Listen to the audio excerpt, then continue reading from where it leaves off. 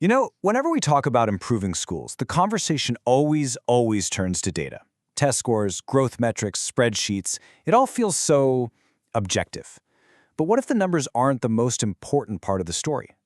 Today, we're going to dig into how the exact same data can lead to two totally different places, all because of the culture a leader builds around it. And that's really the heart of it, right?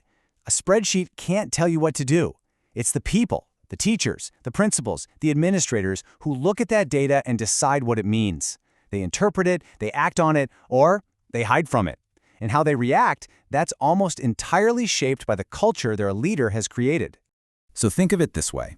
A set of numbers can be one of two things. In a healthy culture, it's like a flashlight. It's a tool that helps a team see where they are and figure out a path forward together.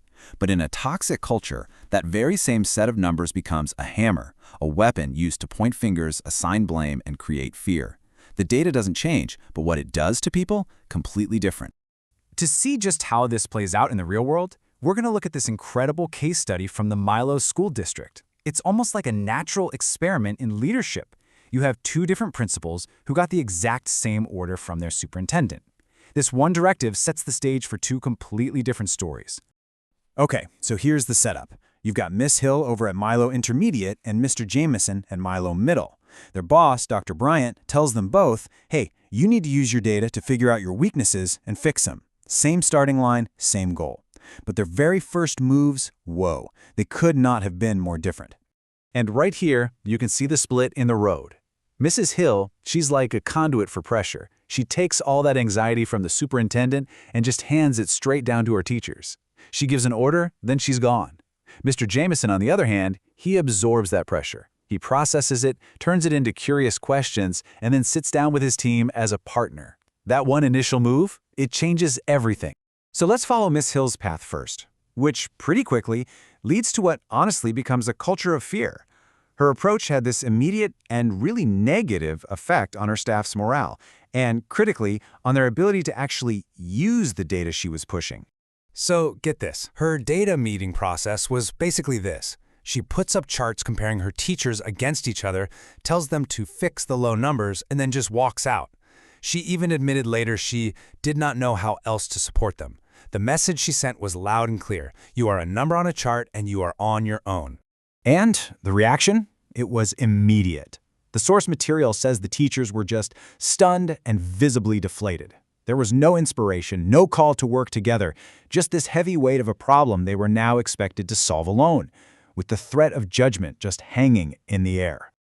And what happens in a culture of fear? People protect themselves. The conversation instantly turned to blame. This quote from a teacher, Mr. Denny, wow, it says everything. Instead of looking at what was happening in their classrooms, the teachers started pointing fingers outside the school, talking about students' home lives. And here is the ultimate irony. The big push to use the data, it made the data completely useless. That same teacher, Mr. Denny, admitted the reports were so overwhelming, so threatening, and with zero support on how to even read them, that he just ignored them. The tool became a threat, so it got tossed aside. And here's some really important context. This school was already on shaky ground. After a bad experience a few years back where data was used to embarrass people, Miss Hill had actually gotten rid of data meetings entirely for 2 years. So when she suddenly brought it back as this high-pressure demand, her teachers had no foundation of trust, no routine, no safe way to even start talking about it. Okay, now let's hop across the district and see how a completely different story unfolds. Mr. Jamison's approach wasn't about avoiding the pressure, but about turning it into a culture of trust, of collaboration, and what you'd call psychological safety. Just look at the difference in these questions. Mr. Jameson doesn't lead with judgment, he leads with curiosity. He treats his teachers like the experts they are. His questions are all about learning, about what students need, and what he can do to support his teachers. It totally reframes the whole conversation as a team trying to solve a puzzle together. And get this, when a teacher brought up a concern about student effort, kind of like the teachers at Mrs. Hill's school, Mr. Jameson didn't shut them down. He reframed it. He said the state test is just one piece of information. By doing that, he was modeling the exact behavior he wanted to see, thoughtful, careful thinking that doesn't jump to easy conclusions. And this is what a culture of trust produces. A teacher, Mrs. Thomas, felt safe enough to be vulnerable. She actually said out loud that she was disappointed in her students' results, which is basically saying her teaching didn't hit the mark. You just don't get that kind of professional honesty when people are afraid. So, okay, we've got two very different cultures, but why does this matter so much? What are the real stakes here? Well, this is where the story pivots from being about teacher morale to being about something even more critical: student equity. This is the game-changing question. When the data showed gaps between different groups of students, Mr. Jameson didn't let the conversation become about blaming those students. He turned the mirror back on the adults in the room and asked, what are we doing that might be making things worse for our kids who already have it tough? That question shifts everything from blame to responsibility. And here it is, side by side. At Mrs. Hill's school, when they saw data broken down by student groups, it just became proof that confirmed the biases they already had about students and their families. But in Mr. Jameson's school, that same kind of data became a reason for teachers to look in the mirror and question their own teaching methods.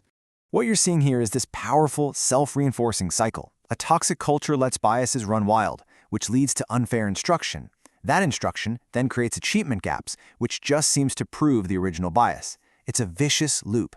But a positive culture, one built on asking tough, reflective questions, breaks that cycle and opens the door to more equitable teaching for every single student.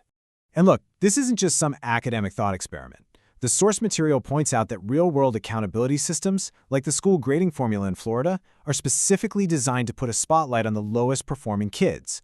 That means a school's ability to have these honest conversations has huge, real-world consequences for its reputation and, more importantly, for its most vulnerable students.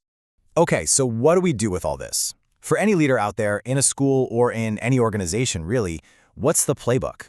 Well, this whole Milo case study gives us a pretty clear roadmap for building a positive data culture where people, not just numbers, can actually thrive. Mr. Jameson's approach really gives us the blueprint. You start by setting up routines before a crisis hits. You show up as a learner yourself, not just as the boss with a clipboard. You constantly frame data as just one piece of the puzzle, not the final word. You have to model that curiosity you want to see. And crucially, you make it crystal clear that these conversations are separate from high-stakes evaluations. And of course, you invest in training so everyone feels confident and capable. And so we come full circle. The numbers on a page have no real power on their own. They're only as useful as the culture that surrounds them and the conversations they start. Because at the end of the day, data doesn't improve schools, people do. So the real question for any leader isn't, what does our data say? It's, have I created a culture where my people can actually hear it?